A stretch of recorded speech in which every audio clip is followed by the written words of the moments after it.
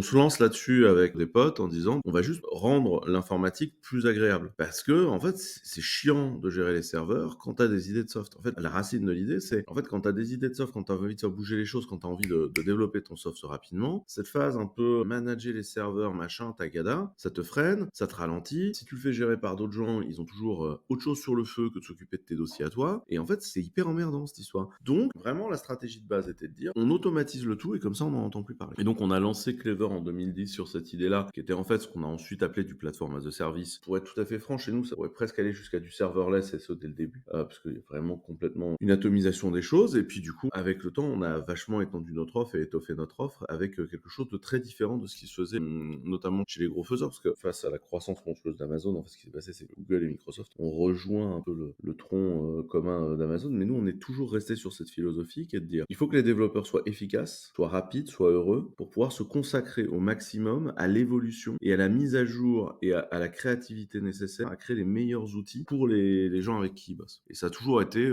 comme ça qu'on travaillait.